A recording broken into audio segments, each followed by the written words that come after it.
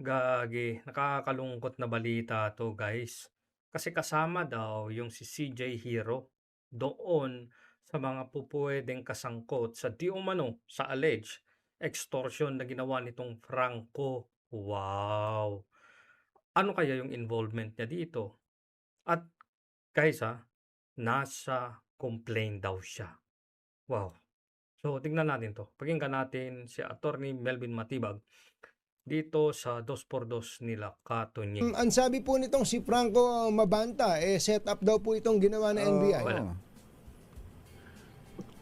Well, mahirap naman po yatang paniwalaan nyo na sinasabi setup dahil kumpleto po yung ating ebidensya. Alam nyo Gagi, kumpleto ebidensya, patay kayo dyan. po, ang lagi ko namang sinasabi, hindi po dapat dahilan sa pagkilos ng NBI para i-promote ang law and order.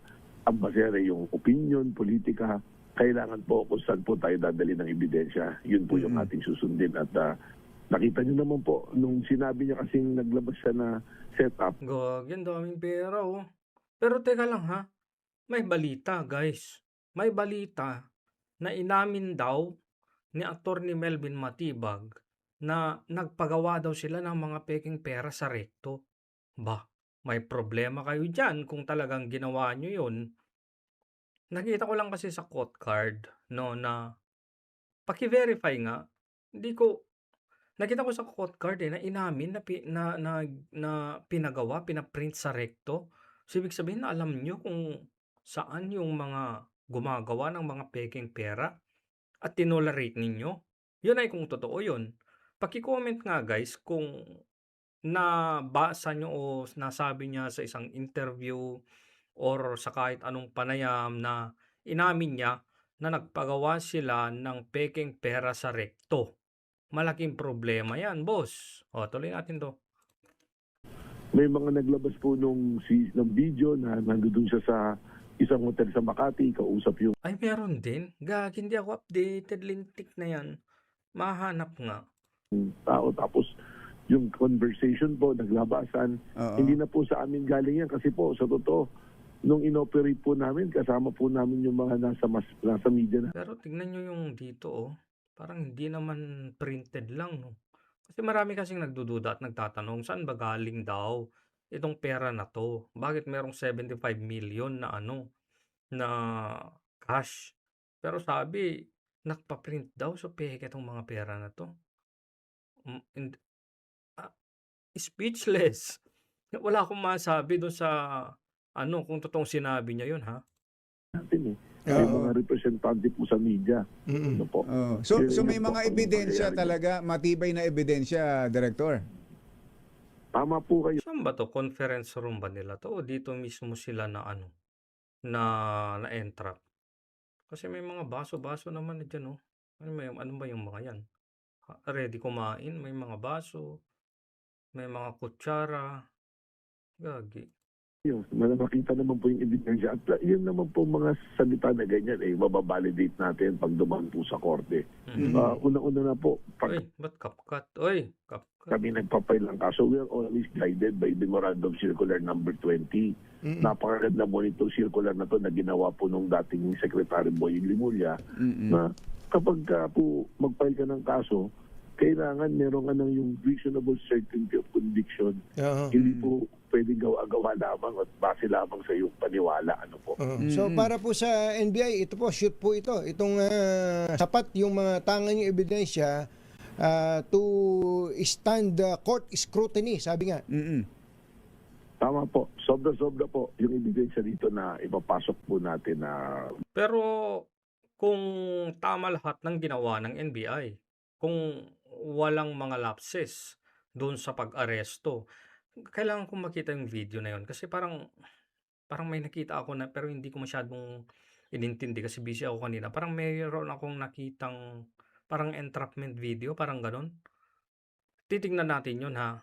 Mamaya sa isang ano na lang, sa isang content na lang siguro yon. Kung may mga lapses ba?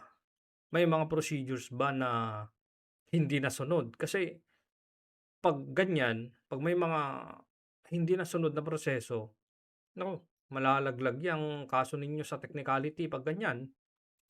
more than the reasonable certainty of conviction, palagay po namin, pasok po talaga po. Ang nabanggit po dito ay si Mabanta, tapos yung mga nahuli nyo, may isang babae, yung anchor nila, yung CJ Hero. Naku, eto na. Eto na. Bakit kaya? Kasama ba talaga siya sa, Sa kaso. reklamo, sa kaso? Wala pa po siya doon sa nahuli kasi hindi naman siya kasama doon sa actual na tumanggap po ng ating pong mga mark money na dala-dala. Okay. Pero base po doon sa reklamong inihain po ng complainant po, ay binanggit po yung pangalan niya doon. Gagi, nandun yung pangalan niya. Bakit kaya? Siguro po dahil ang ginamit sa pag-extort po, sa pangingikil, ay yung pong video na nandun po yung CJ Hero, yung anchor po. Oh, siya yung nag-anchor, siya yung nagsalita. 'Di ba nga yung ano siya dito siya magaling siya doon sa mga ganyang issue-issue, mga expose na 'yan. Oh, so kung ginamit si CJ Hero na siya yung nag-anchor doon sa parang investigative report nila, alam niya kung ano ang laman ng video na 'yon. For sure. So, pero bakit kasama siya? Kasi po pwede namang siya yung nag-anchor, nakalap nila yung mga ebidensya, ginawa nila yung script, siya yung nagsalita, pero hindi niya alam na meron palang nangyayaring extortion, di umano extortion sa likuran niya. Gagi.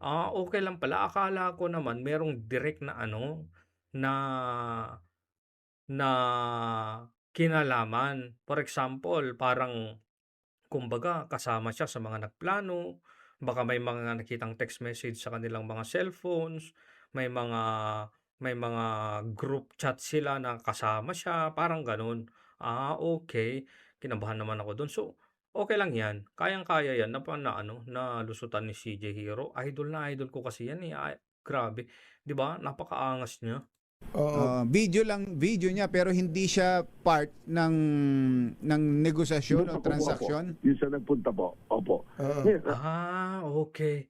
Huh, kinabahan ako do'n, Ang nga po namin dito, ipinapile namin kaso rito, this is still an ongoing and open investigation. Pero tignan niyo si Franco, parang grabe, maangas pa rin, mayabang pa rin, cool lang siya, nahuli na nga siya. Except that yung mga nahuli po, yung flagrante delicto, ang tawag dyan, Yes. in the act, ay sinampahan na po namin ng kaso sa Prosecutor's Office ng Pasig. Oo. At kahapon po, na-inquest na po yan. Pero meron po, hawak po namin yung kanilang mga gadgets na sa pagka-aresto po sa ganito pong sitwasyon in relation to Republic Act 7125, yung pong sa cybercrime violation, pwede po namin hawakan talaga yan at gamitin ebidensya. So ngayon po, ayun, So pwede na lang hawakang ebidensya, pero kapag may kaso na, di ba property na yan ng korte?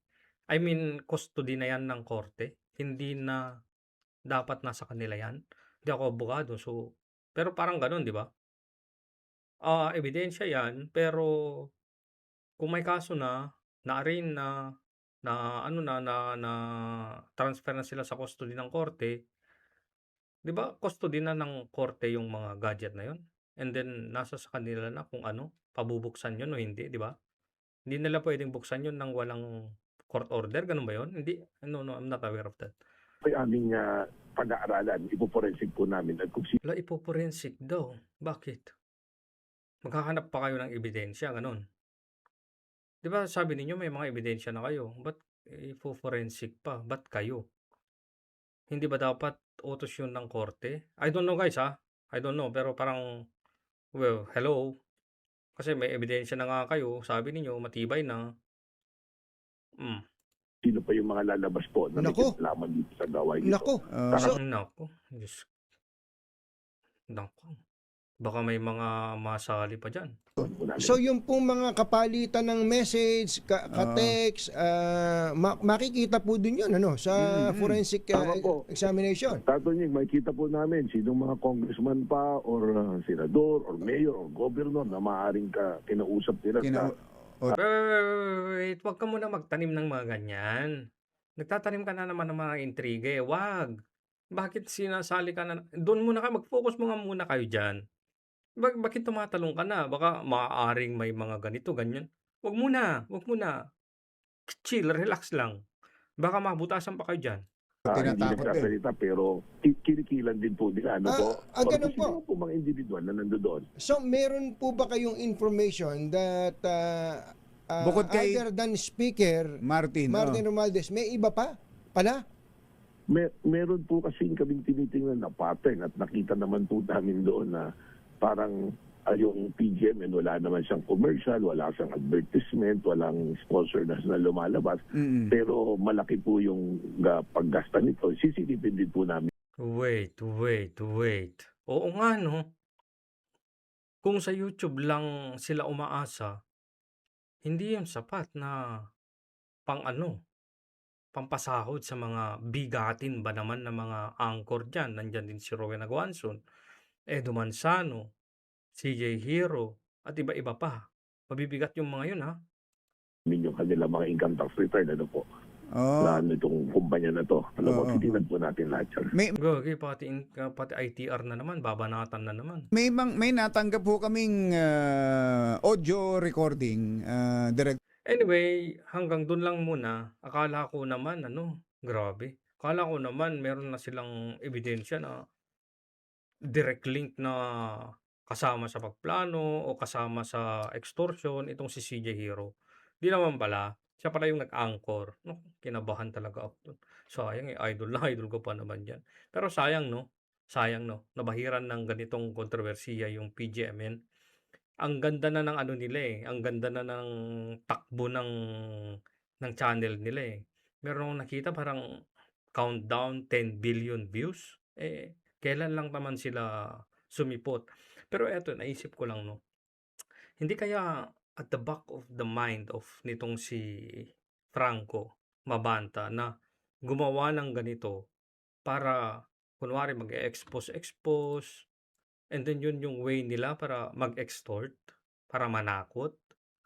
I don't know, no? Kasi itong si Rillo, yung binanatan ni CJ Hero noon, na talagang nag-viral at itong si Rillo nga, nagkaso na nga ng cyber libel kay CJ Hero, parang yun, sample yun, no? Parang grabe, kung kayang namin kayong sirain sa pamamagitan ng content. Hindi lang naman sirain kasi meron naman talaga silang mga facts na nilalabas. Makatotohanan nga naman yung karamihan may mga documents naman sila talagang pinapagitan na mga basehan. Hindi kaya nasampulan yun, sample lang yun. Ang dami talagang umiikot sa utak ko patungkol dito Hindi ko alam kung saan papunta to So, abang-abang tayo sa mga developments nito guys, no? Malalaman natin yan. And for the meantime, dahil nga sinabi na nila na sila din mismo sa kanila galing na merong video nga na expose nila kay Speaker Martin Romualdez, ilabas nyo na nang mahusgahan na natin yan.